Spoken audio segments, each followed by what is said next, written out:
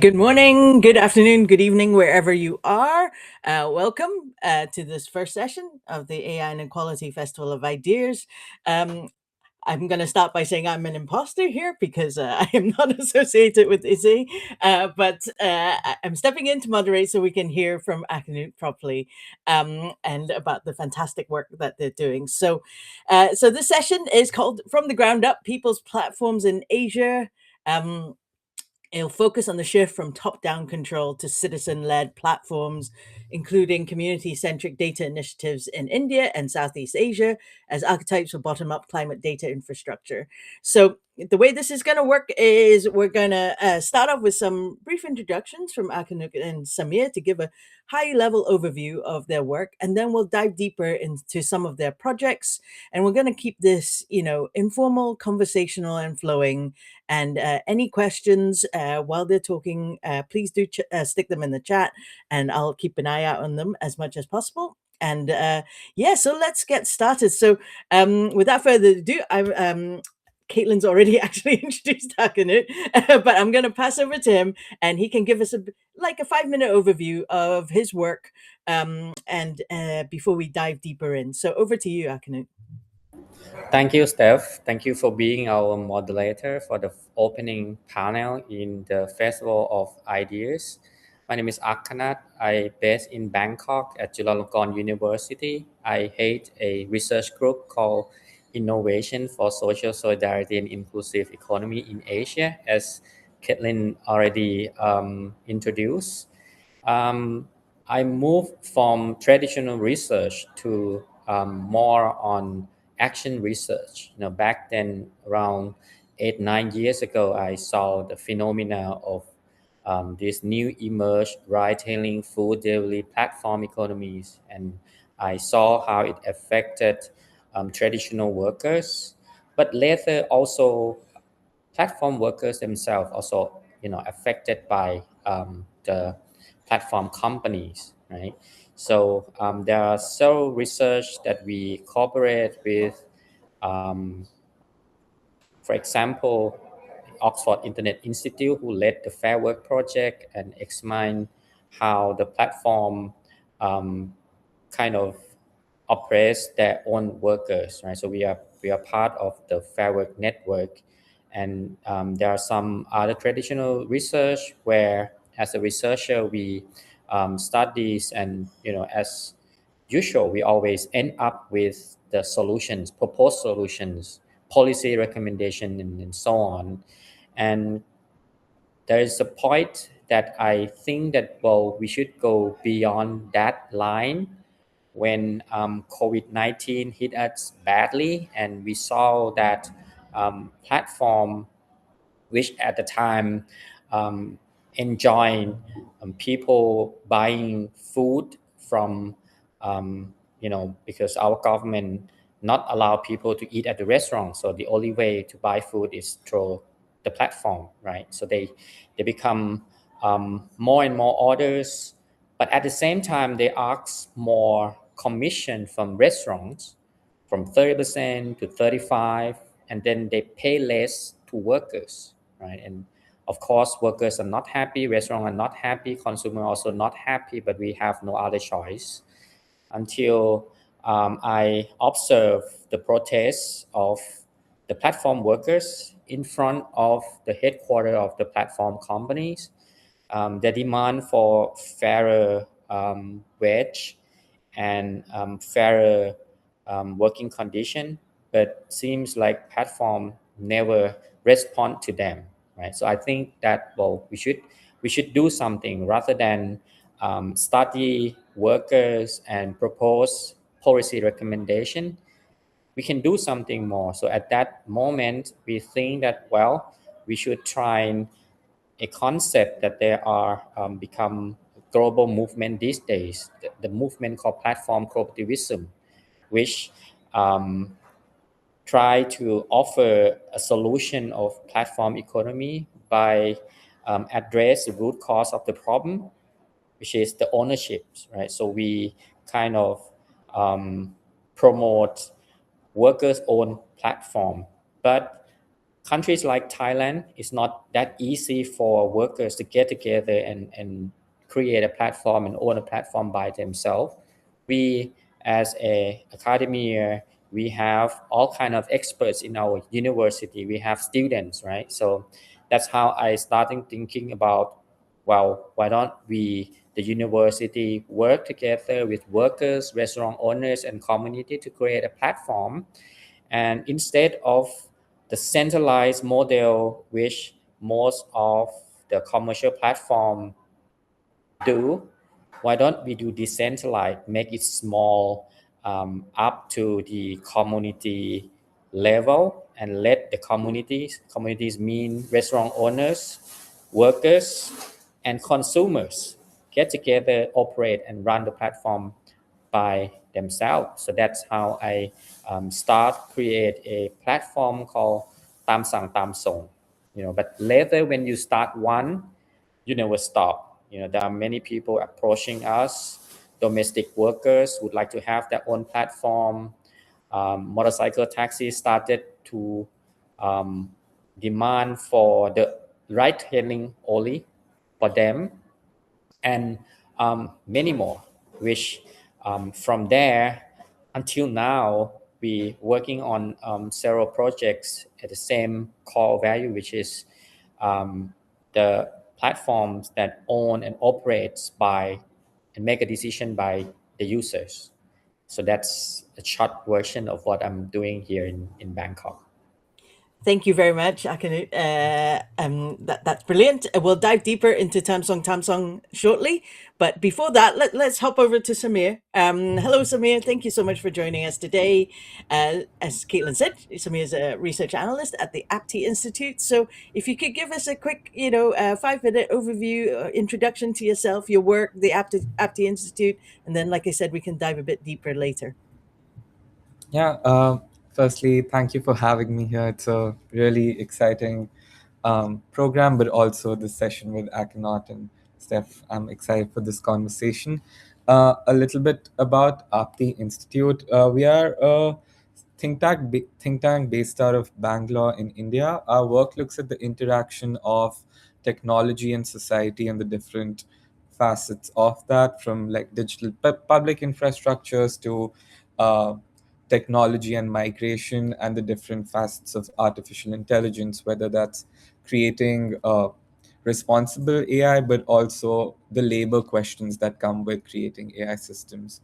Um, my work particularly focuses on data cooperatives and community driven data stewardship models. Currently, I'm exploring this at the intersection of climate action and AI.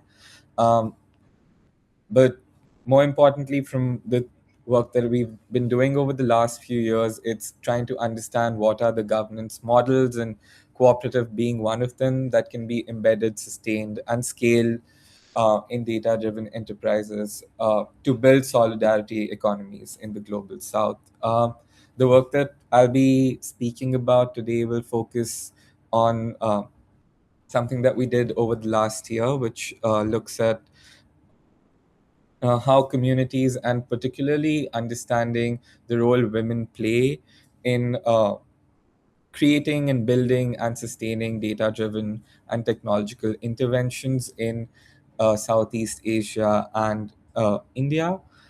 It's We try to, it's a little weird that like a man is speaking on behalf of the work that we did, which looked at women's participation. But I think that it was just a logistical and a time issue rather than how we want to platform the work. And it's very much in our research and in our outputs that I'll be happy to share in the chat box, that you can see how we center community voices and particularly women's participations in these local tech interventions.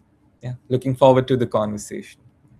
That's brilliant. Thank you so much, Samir. So, thanks for those overviews, both of you. So, now let's dive a bit deeper into some of these projects you've been talking about, because I, for one, would love to hear more about them. Over to you, Akhnut.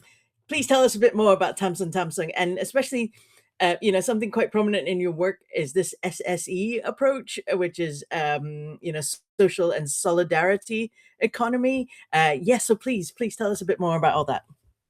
Right. Thank you, Steph. Well, when we begin, I try to looking for a proper concept that we can adopt, because food delivery and retailing is a bit complicated where you have several groups of stakeholders, right? You have workers, you have restaurant owners, you have passengers, and also people that order food, right? Most of the project, if you would like to reduce pain points of workers, it may end up you increase pain point for restaurant owners or consumers, right? So I think that we should find some framework that um, combine all the stakeholders together and think about the problem, not only their own problems, but others stakeholders in the ecosystem. So comes the concept of social solidarity economy pop up. I heard of this concept few years ago when we are looking for an alternative model, thinking about post-capitalism and so on. And I remember that time I heard about this model where the core value is about ownerships and democratic governance. So I think this would be perfectly fit. So I adopt social and solidarity economy into the project. So we started from gather all the stakeholders and hear from them what are their pain points, and then other stakeholders groups can also understand others groups pain point as well, because each of them mostly focus on their pain, but they don't really know exactly what other stakeholders that they interact with would um, have any other problem or not. They don't really see it, right? So that's the process that we ask them to share their pain points, and then from there we started to have the co-design process where we try to accommodate all the stakeholders' pain points and think together what should be the best way that we can deal with the problem. Of course, sometimes there are some pain points that couldn't be really fully released, but at least if they understand each other well, then probably they can accept. And that's how we start at the beginning, co-design. And after that, we move to tools. This to make a platform, right? Comes the tech experts, where most of the tech experts they don't really get the social problems. They focus on efficiency. They focus on productivity, right? So that's also another challenge thing where I have to onboard tech people, which is most of them are senior students and some first jobber, the tech people that I know, to get together with the stakeholders, the real users, and then think about how to create a tools that can be used, and everyone would be at least happy about the process and the flow and everything, right? So that's co-create. Then comes to the management. We think that, well, since we have three stakeholders group at least to manage, we would need them to get on board, not just only users, but they will have to make a decision together. For example, how much they're going to charge for the delivery fee, right? So workers tend to want more, but if they set the delivery fee high, then consumer may not like to pay, and that's made restaurant cannot sell their food, right? So they will have to get together and make a decision together, and then we will use the rate according to what the meeting, the stakeholders meeting agree on. Another thing was that the operating costs, we will have to bear the operating cost, for example, server, and well, we use a lot of the locations and routes and things, and we try to use the free software and open sources as much as we can, but some particular things are very critical. We still need to use um, the good service which we have to pay. So we will have to use Google Map API, and every request, even it's not, if the consumer is not ordered, but we already have to pay for each request, right? So there's a operating cost, but the operating cost is not a percentage of the transaction. Like if you buy food and you have a delivery fees, right? The commercial platform would charge you a percentage of the sum of the amount, right? But the real cost was not vary, right? The real cost is a fixed cost. So we work on that, and then we calculate the operating cost, and then we ask the stakeholders to make a decision together, like how they think that they should contribute. Like restaurant may get a bit more compared to workers, right? Public, they will willing to pay to contribute more on the operating cost, and that works because restaurants owners, they make a decision that, well, they should pay more. 50% or 60% of the transaction cost should come from the restaurant, but overall it's not 35% like the other commercial platform asks from them, right? So they don't have to sell higher in the platform, and consumer don't have to pay higher to buying a food, right? So well, that's the mechanism. We ask these groups consist of three stakeholders get together and make a decision. So that's co-manage, right? And also the last co is co-contribution, which I already mentioned, that when it's come to the cost, they will have to think about who benefit more than other groups, and they should contribute more. And they can just contribute at the cost. That's fine, that's already fine. But if they think that they would like to have a bit more surplus, that's also fine if the consumer think that, well, they can pay, right? And when they have a surplus, they have profit from that activity, they will have to make a decision together what they will use that benefit for. Can be used for the workers compensation if they are not able to work. It's depend on them, it's totally depend on them, and this is completely decentralized from one location, one communities to another.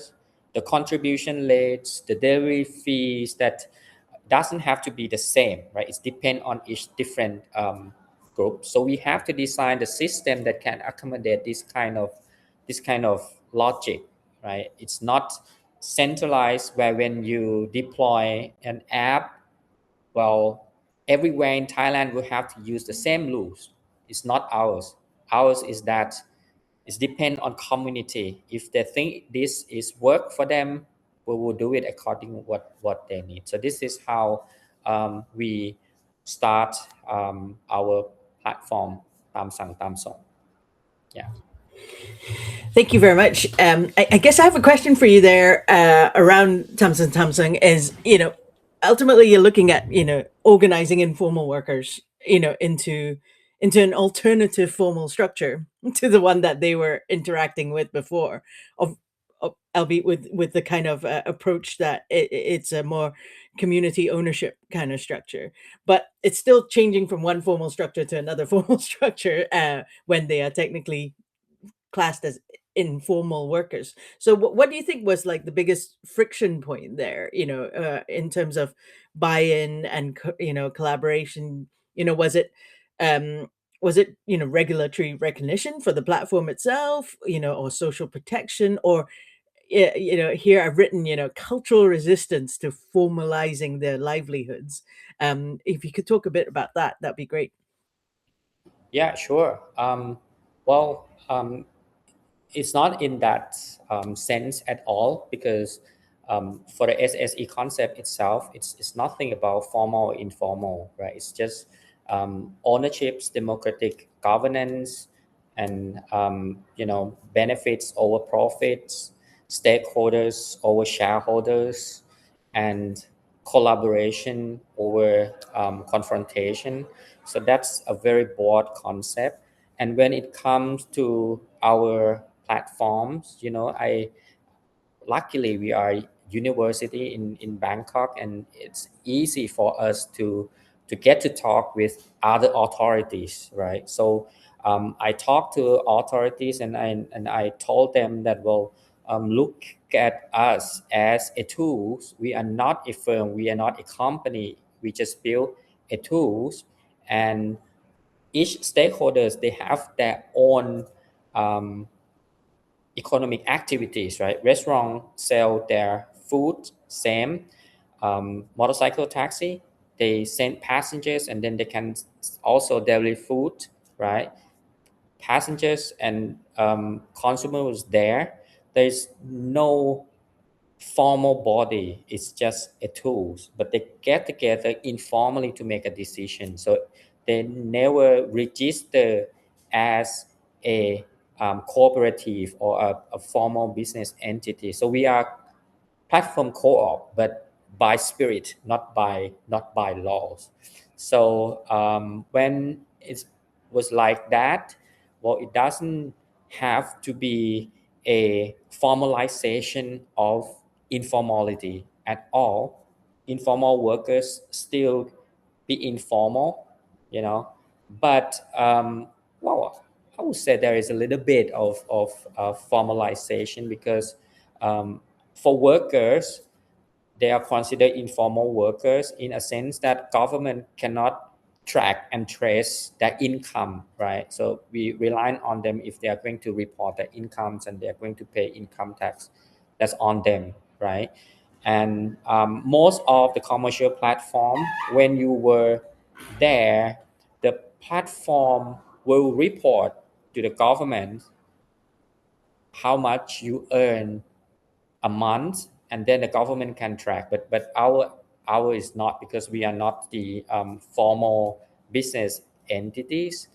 But we realize that for informal workers, it's also difficult for them to get, for example, the formal finance services, right? Without a proof of income, when they would like to have a credit card, or they would like to get a loan from a bank, it's almost impossible, because they cannot prove that they can earn in a level that they can pay back, right? So we heard that, and from our app we create a features that they can at least print a report on their monthly summaries, and we put the logo of the university, the logo of the project itself, and it's make this document trustable for the formal financial service.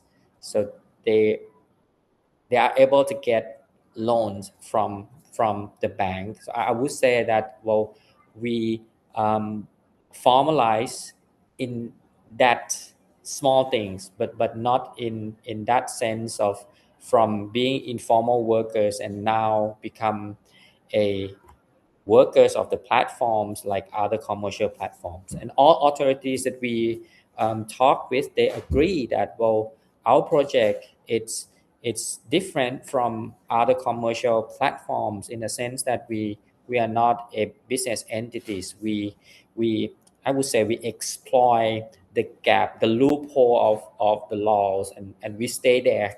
So it's quite safe. Yeah. I think that's great, because you're essentially formalizing to the point to enable kind of financial agency without leaping into surveillance, which is essentially what commercial platforms do. So that I think it's brilliant. And yeah, no, thank you so much. That was fantastic. Well, and then now I'm going to go over to you, Samir.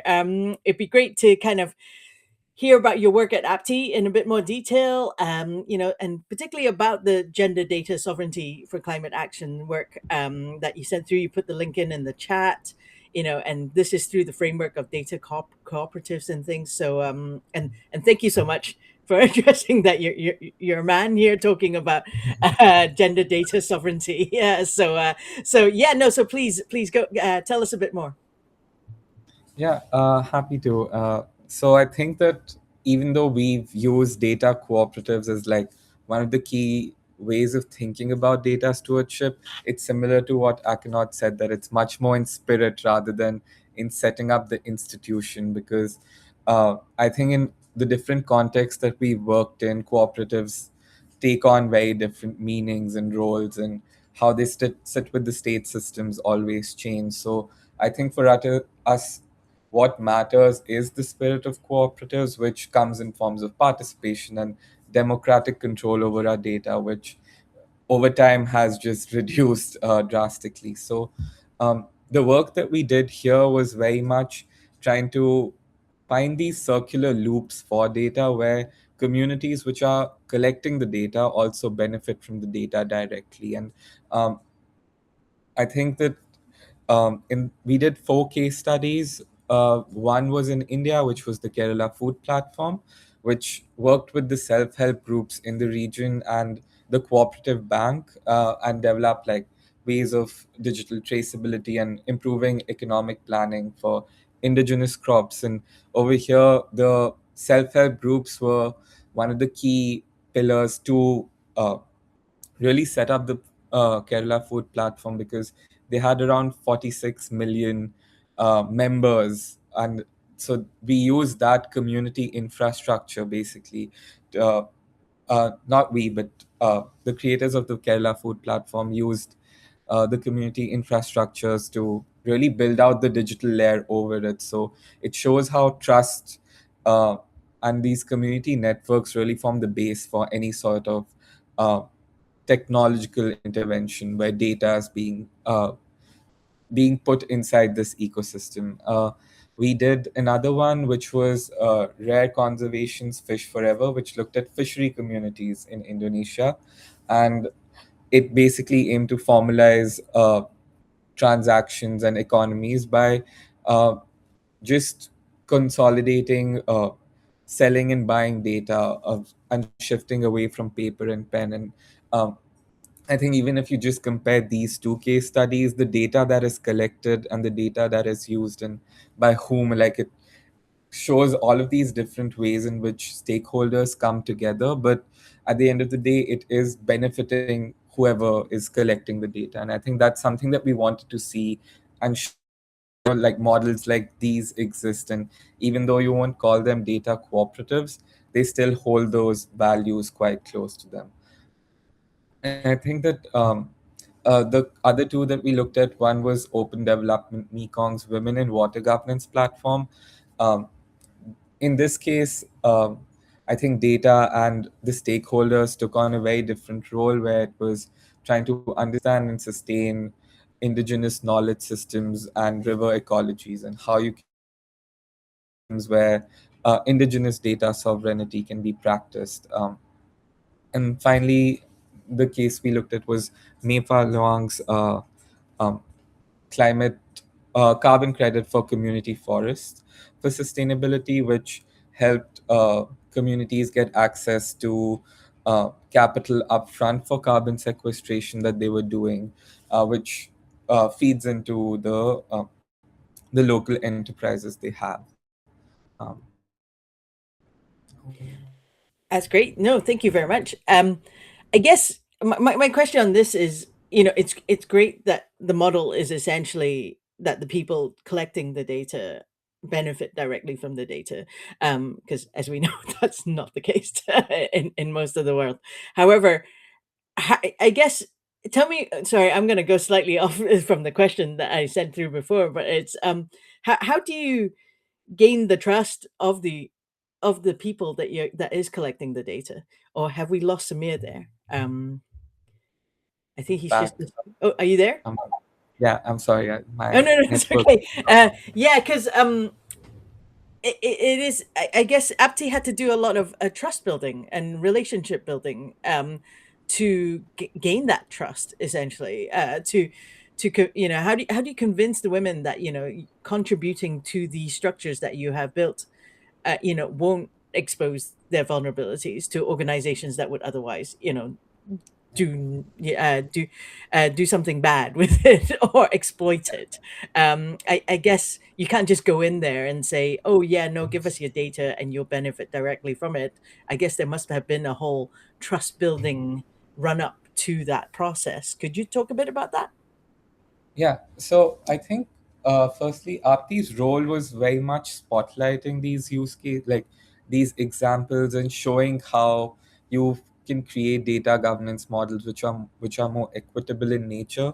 So almost moving from that point that we need different models to being like here are like four different ways in which data governance can be done better, um, and I think in understanding how these models are built, we did have to address and like think about the question of women and communities really trusting uh, not us but their community partners and the governments with their data. And I think um, what plays a key role is uh, I think the pre-existing layers of trust that are there. So, for example, with the Kerala food platform, the communities already trusted the self-help groups and the local cooperative banks because they had helped them throughout COVID by providing them low-interest loans. And especially context matters here because uh, in rural India, it was very easy to get loans, but they'll be of high interest and you'll not be able to repay them back. So for the bank to, during COVID particularly, where it was a tough economy, to make sure that the support was being provided, there was that trust that was already there. So when the platform was being implemented, there was trust that the community members had and the self-help groups had in this platform being developed and used, and knowing that the data will come back to us or like the benefits will be much more visible to us. um, so I think trust plays a really key role in how you develop these solutions. And I think trust building also takes a lot of time.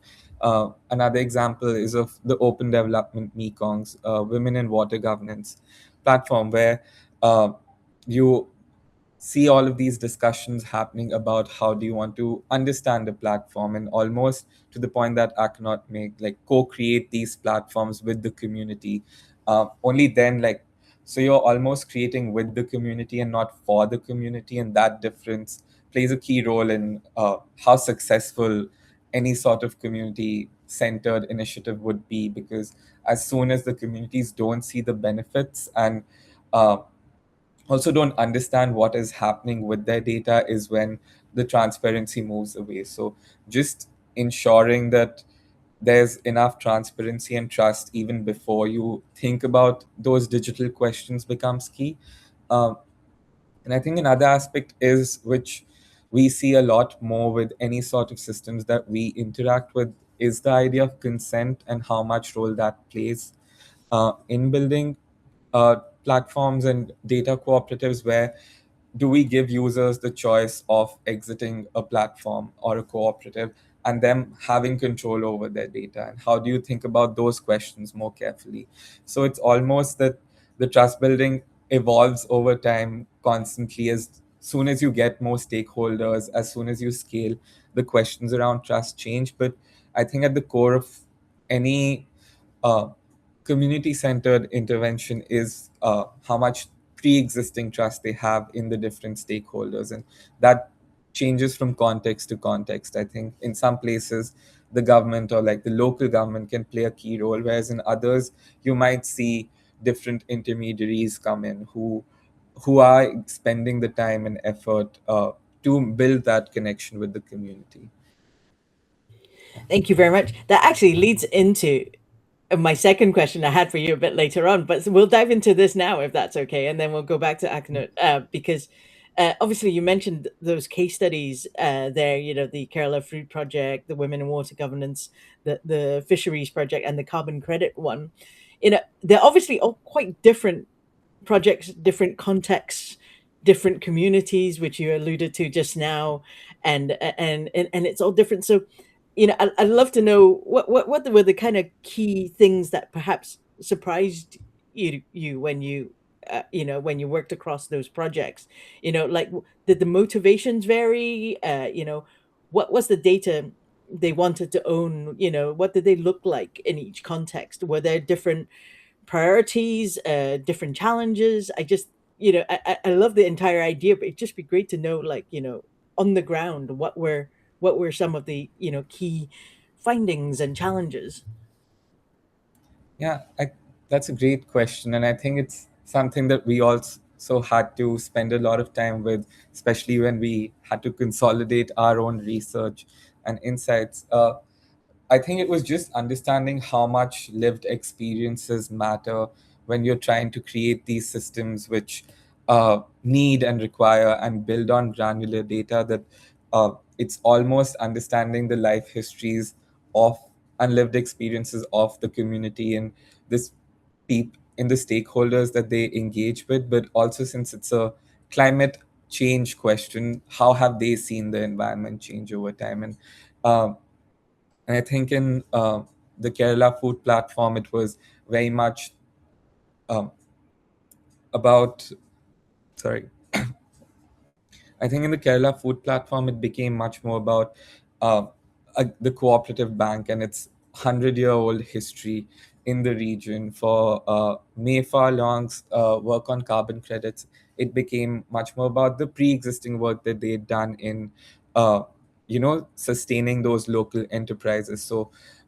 this goes back to the point of trust, but I think with the climate change question, it becomes a little different on just how communities have navigated that shift when ecologies around them have changed. So with the women in water governance, them not being able to use the river because of mining that was happening became a very difficult point for them to understand and how it affected their indigenous systems. So I think lived experiences played a very big role, and like it's tough to create data points or like almost datafy that. But um, I think it's also the idea, and when we were on field, it was to do with the climate data question.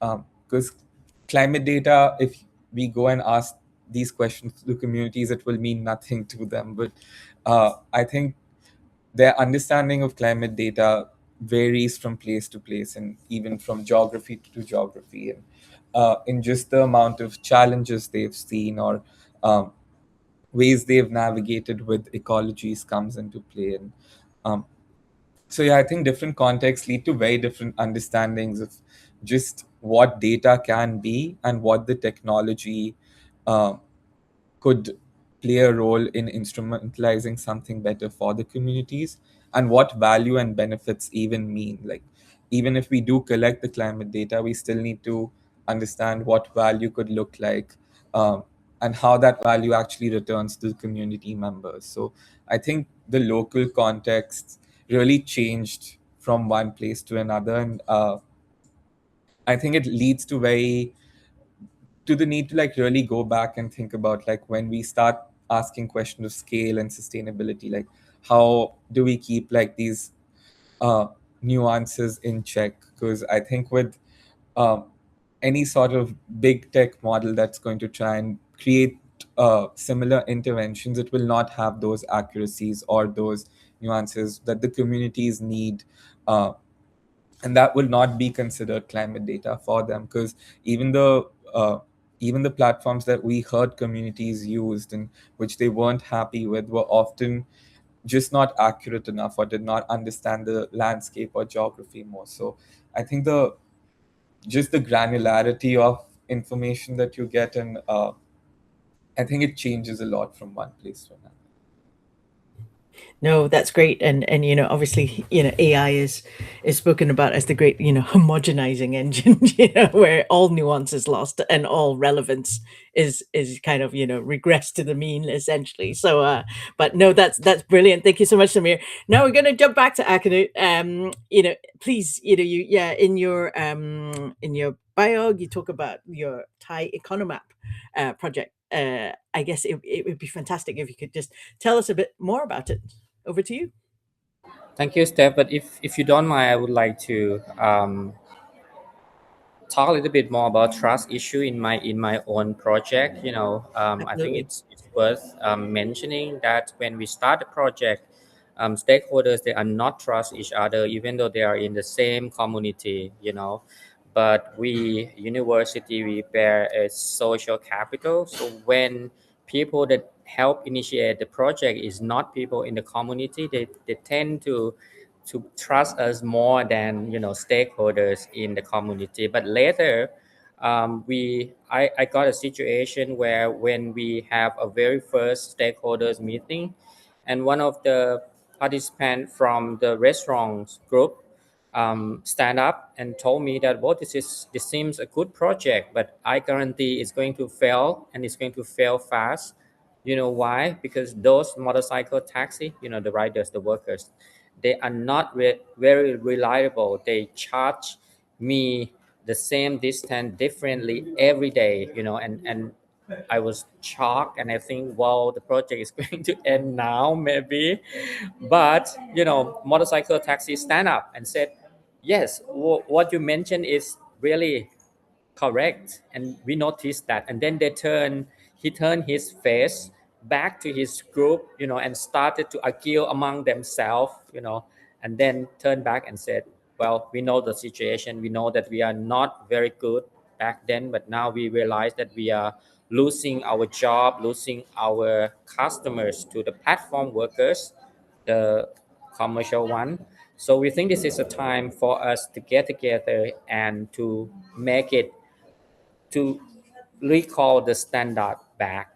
So this is an example of how stakeholders they don't have trust among themselves. People from outside, kind of bring them together and started to build trust among them once again. So that's what's happened in Thailand in my project. And for the Thai economy map, I think I mentioned in the first place that when we develop Tam Sang Tam Song, we will have to use Google Map API, and that's a pain because we have to pay every single request, right?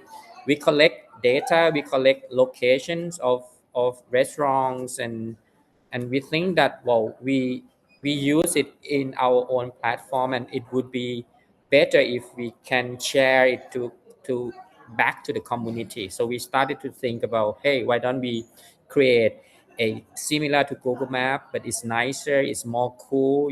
It's not just only geography map, but human map, where in the map you can find restaurant, you can find local businesses, you can share whatever you have, but you don't want it anymore. For example, bicycle, you don't want to use it anymore, you can put it on the map. It's like a visual version of Craigslist. I don't know if you're familiar with Craigslist, but the map was act like that, and we can add some more features, more and more and more and more. It's on us, and the data community contributed. We built a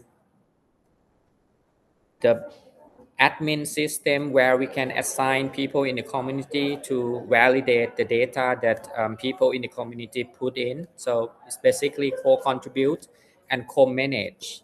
So it's there. Thai economy we just launched, and we hope that in the future we will have more and more contributor. Thank you. And I guess the economap. You described it as like a digital commons, um, and obviously you have all this very essentially precious local relevant data, um, and because it is a commons, if some big global corporation came along, big tech going, we want to license this. Can we have it? Like, who exactly has the authority to say no? How does that commons structure work? Right. So at the moment, we will not at the point that we will make a decision on that yet. But you know, all the time we see how big company exploit digital commons. Right. Look at Wikipedia. Right. Mhm. Not only us that use, but big corporate also use that kind of information, right? All the open source software, you see big tech company also exploit the open source and make benefit, make profit out of that. So yeah, it's quite difficult to protect, but we have a plan in the future that probably we can think about a um, organization that can taking care of all the data that we collected and get together all the contributor and users to make a decision if the community would like to get use of the data that they contribute, or other small businesses would like to use it, would they allow them to use, going to be the democratic governance on that. We will not reach that point yet, but we have something in our mind. No, thank you very much. Um, now for both of you, I think there's some obviously quite common themes across the projects, and like the panel description kind of said, it's essentially about making sure that data benefits the people from which it came, and how you build the infrastructures to enable that. And a common theme is obviously that issue of trust.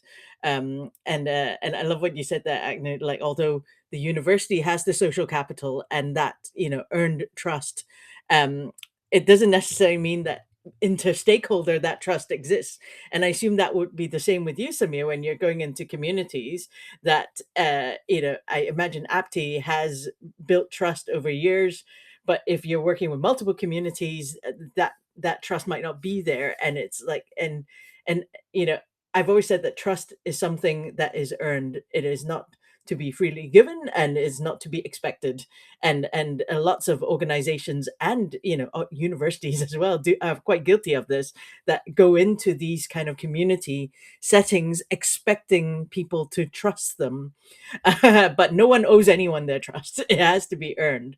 And particularly on that trust thing, I'd love to hear more from both of you actually about those trust journeys are so important to the things you're trying to build, which are all from the ground up community, grassroots, based kind of movements, etc. Trust is at the very heart of it, especially when it's about data. And so, were there any key learnings, any key challenges you faced between the two of you? Who wants to go first? Oops, Samir beat you Akkanut, to you want? it. Okay. I was just going to ask if Akkanut wanted to go first, but uh, I think that because of just how we've seen communities like engage in, like our engagement with them has also changed over time. But um, I think trust takes a longer duration of time to build, and that's why, particularly when we are trying to create these data driven interventions for communities, what we see working really well is when we have intermediaries or partner organizations which have that pre existing understanding with communities. That works really well because then I think that it almost gives us some amount of like legitimacy in their eyes that these people are not here just to, uh, you know, take our data, or in our case, just to like, cover the, um, understand or like take any kind of research output from them. It's very much to understand the system better, try and return value in whatever way possible, and whether that's monetary, whether that's in the form of some of the work that we share with them and how they can take it forward. So I think for us it was particularly because we weren't building these interventions, but rather trying to understand and spotlight them in different contexts.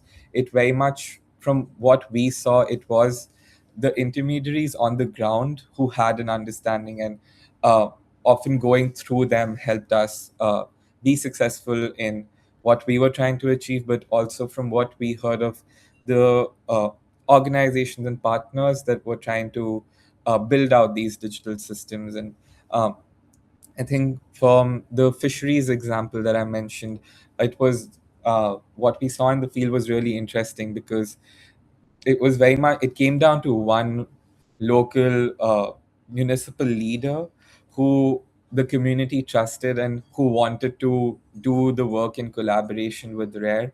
And that's the only reason why the community agreed um, to participate in the project. And it was really interesting because uh, this was one of the places where there was not a lot of digital literacy or capacity. So uh, he understood that, and he almost mediated those conversations uh, where Rare had to give them phones for the first time, and also explain, do the capacity building even before the intervention was created. So it almost comes down to how the local actors are able to become critical infrastructure in these um, interventions. Because I think that the more and more with AI and all of the tech, we think about compute and all of these big infrastructures that we need, but I think that we often return to just the people on the ground and how much they operate in like the success and sustaining of these interventions.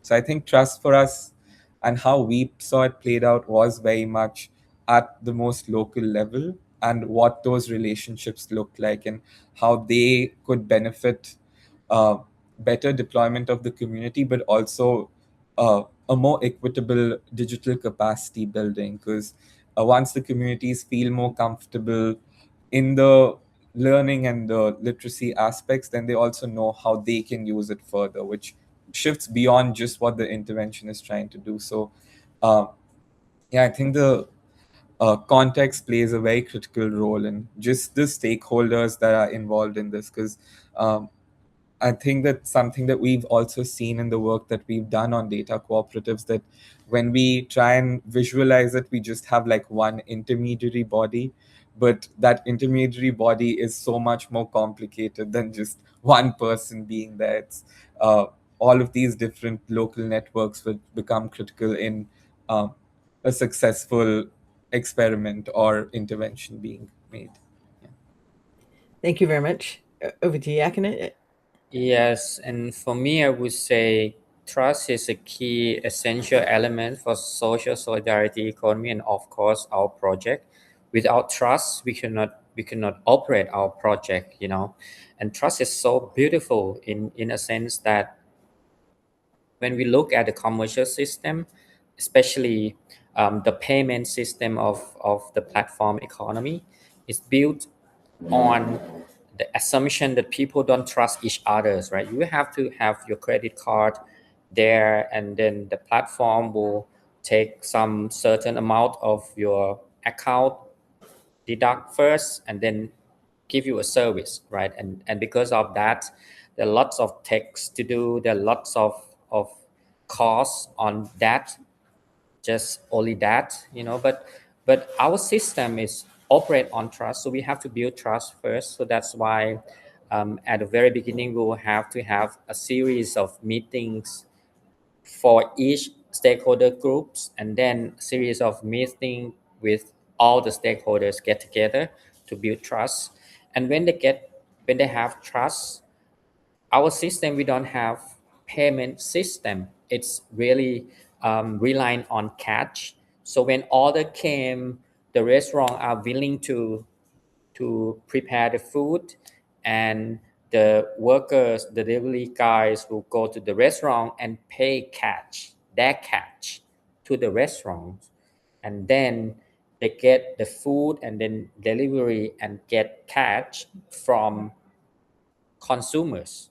So it's based on trust that, you know, workers believe that they will get money back from consumers, and because of trust that restaurant owner, you know, preparing their food, they cook before they get catch, right? So this is because of trust only. We reduce lots of costs, we reduce lots of the, you know, things that we will have to settle, and there is no single case from 3 years and a half that we operate in different locations.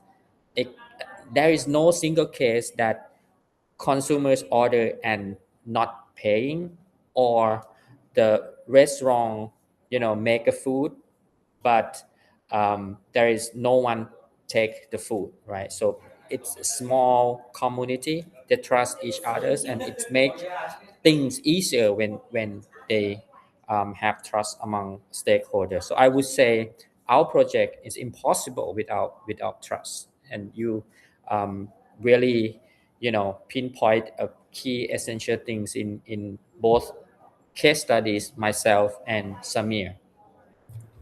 Thank you very much. Before I go into my last question to you both, I just want to remind the audience, please either put in the chat or get ready with your questions for Akhanut and Samir.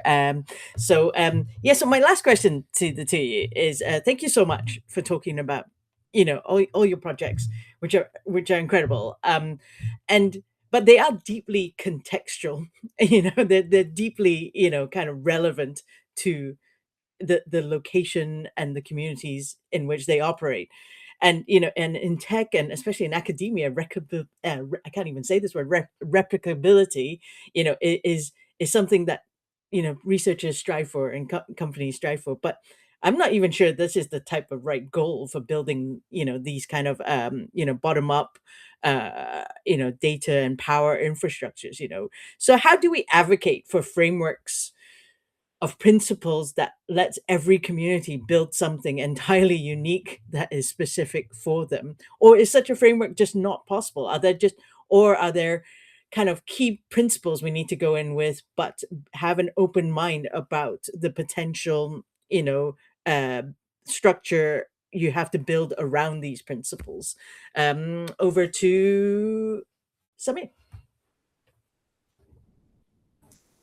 I think that's a very interesting question because that's something that like a lot of our time is spent on thinking whether we uh, promote or present the idea of a data cooperative or just the guiding principles for data cooperatives are good starting points, and then as systems and practices grow it can lead to completely different futures. But I think that it is what you said with the second point that you made, the it's about the guiding principles and having those in place which matter more, because uh, once you have those you can almost ensure that uh, the community voices and practices will be protected and they will be kept first. Because I think that as because a lot of the questions that we get asked are about scaling and sustaining of these interventions, but I think what becomes key when you're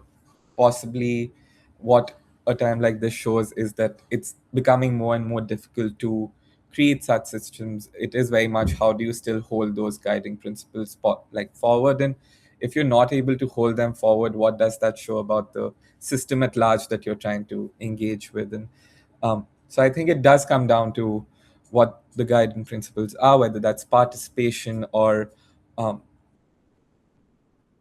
or democratic values which become key, because I think those were the two which we find the most important uh, for cooperatives and cooperativisms.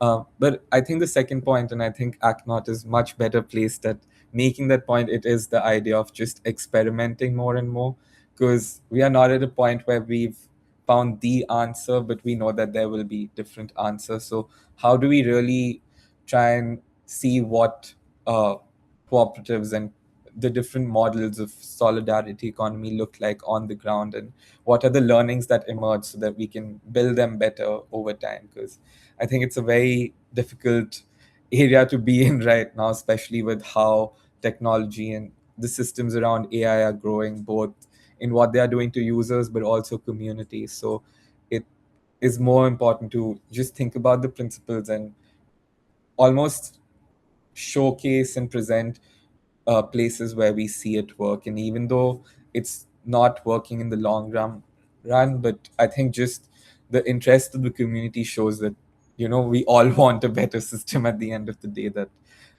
works for us rather than us being the product of it. Thank you so much. And over to you, Akkanut. In terms of advocacy, I think we have to do many things one at a time. Principle is important, but we have to adopt according to context of issues, context of geography and cultures and many things. Right. The most important is that we'll have to show some example, some possibility of alternative or some other things outside what we already know, right? From my search projects, I found that we try to find some new framework, new principles, only to found that we already knew it. It's already here in the community. We just forget about it for some certain period of time, and later we revisited and we found that this kind of system in the past is already here, it's already there. Talking about empathy, talking about um, benefits of all, public goods. It's universal value. It's not just a new things. Talking about social and solidarity economy is new term for Thai, but we have something similar, something in common that we can adopt it into grassroots economy, digital economies, whatever. So we already have it. We forget it, but we can bring it back. That's brilliant. Thank you so much.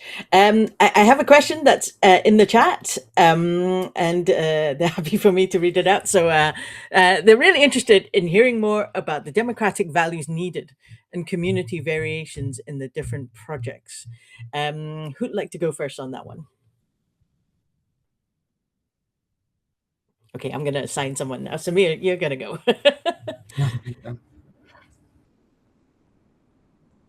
I think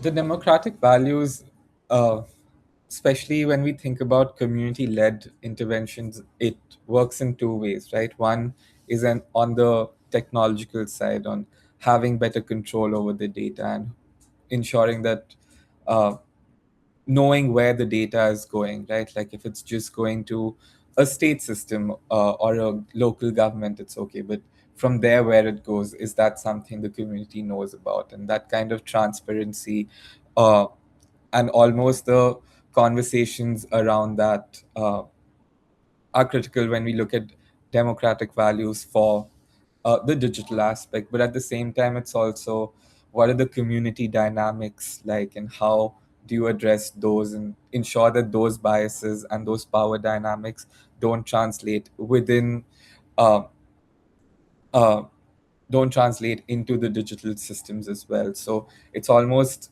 recognizing those two issues that sit quite close to each other and trying to find ways to address those. So and I think in different systems and different contexts it works differently.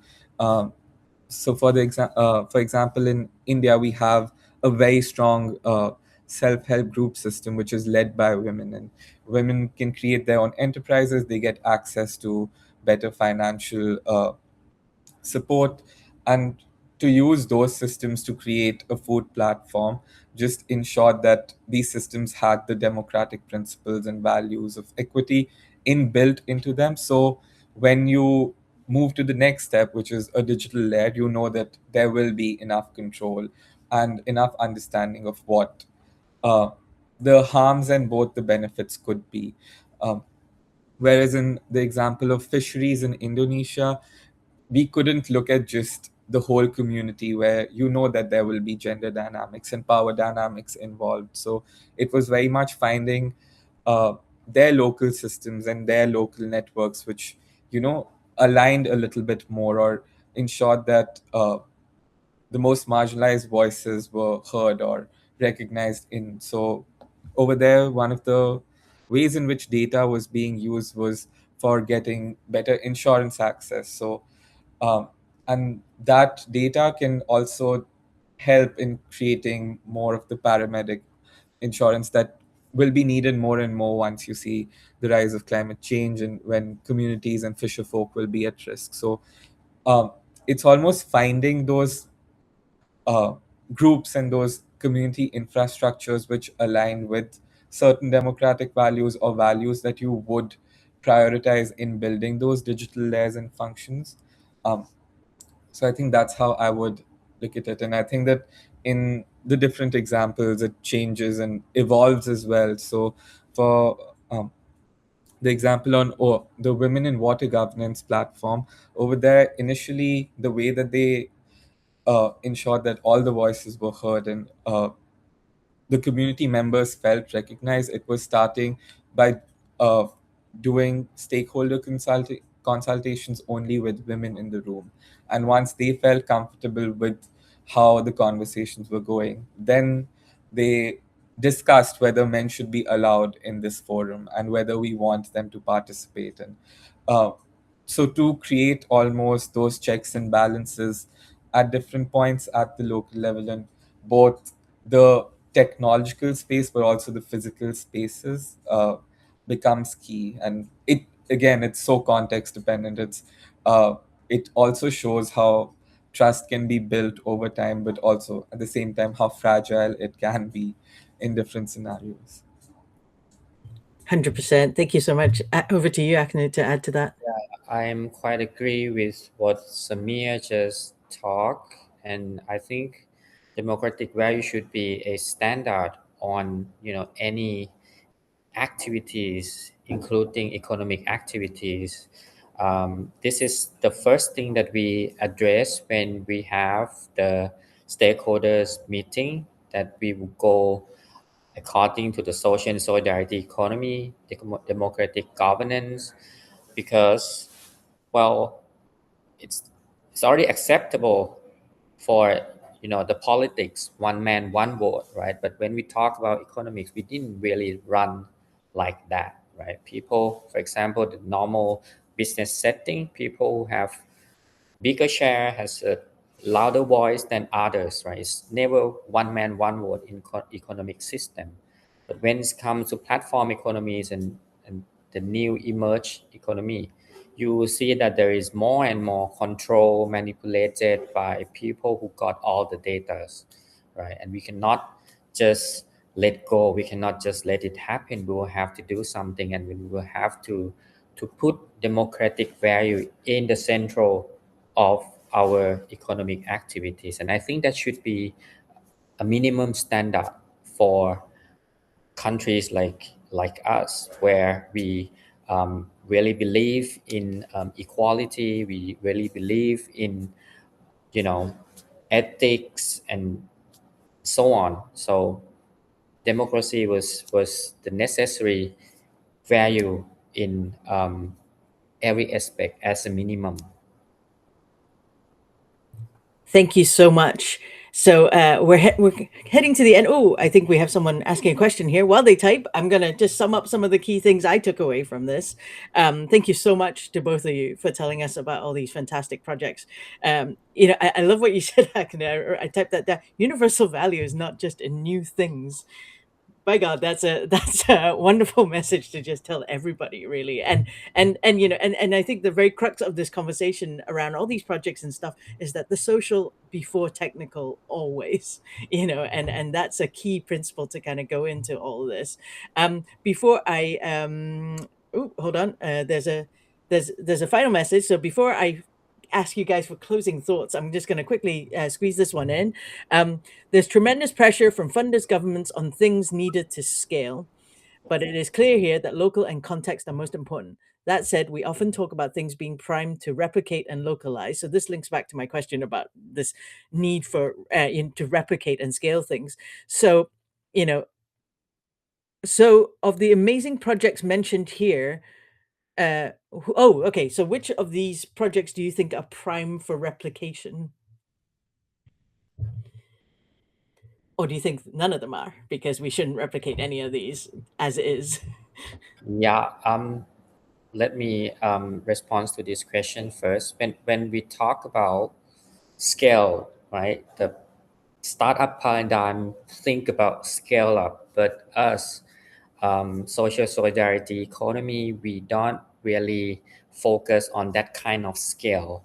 We think about not only scale up but scale out, which means replicate, right? And replicate should be adopted in different contexts, different social settings. So there will have to be some um, kind of, it's not 100% same thing from one place to another, right? So it's have to replicate that, adopt to the local context, to the culture, and everything. So we believe in that kind of scale, which we call scale out. And in order to do that comes another type of the scale, we call it scale deep, where we also focus on relationships of stakeholders and people in the community. So to summary, it's not just only scale up, scale out, and scale deep. And scale out mean replicating. Yeah. I love that. It's not just scale up, it's scale out and scale deep. Absolutely brilliant. Thank you so much. I think, that was a fantastic session. Thank you so much, Akkanut and Samir, for giving us those insights on those projects. I want you to leave everyone with maybe a short 1 or 2 sentence answer as to what advice would you give for the researchers, the practitioners, and etc. on this call, or who will be watching this the recorded version later, on if they want to help enable and empower local groups, etc., to take back ownership and control of their data for their immediate benefit. A short answer, if you don't mind. Over to you, Akanu, and then Samir. Yeah. I would encourage researcher, academia, to step further than our comfort zones. It's almost impossible until you start to do something, and then you learn from your failure, you learn from your mistake, and then you improve it, you make it better and better and better every day, until one day, I think you will see a significant change from the beginning that you started. So that's from my own experience. Thank you. And last word to you, Samir. Yeah, I think for me, it would be much more focusing on just, I think we have started prioritizing the frameworks a little bit too much. And I think we just need to shift our focus to what is really working and what works in different contexts, in different communities. And how do we center those and just experiment as much as we can in incubating and building out the smaller examples, because they like pave the way for better examples and case studies in the future. So it's very much like what do we have right now and what can we learn from it, that being the starting point, because we can reach the definitions and the complexities later, but right now we just need better starting points for ourselves. That's brilliant. Thank you so much to you both for taking the time to join us here today. And thank you to our audience for joining us. And I'm sure you all join us in a round of applause. I don't know, is there a clap function on this circle? Maybe not. Show your applause in the chat. Thank you so much to Aksanut and Samir. We'll be back in 30 minutes with our next session. Up next, we have another incredible panel curated by the Digital Futures Lab, who I imagine some of you might know. And their session is around Beyond the Principles, Operationalizing Responsible AI for Social Impact. And it's moderated by Sasha John from Digital Futures Lab, features Dr. Barish Agarwal, Asta Kurana, Amrita Mahali, Tanisha Kedia, and Jigar Doshi. So the session will look at the experiences of India's social impact ecosystem, one of the most active and complex testing grounds for AI. I will drop in a note in the chat if you haven't already registered and you'd like to attend. And once again, thank you so much to Akkanut and Samir for your time. And good morning, good evening, good afternoon to wherever you are. Thank you so much.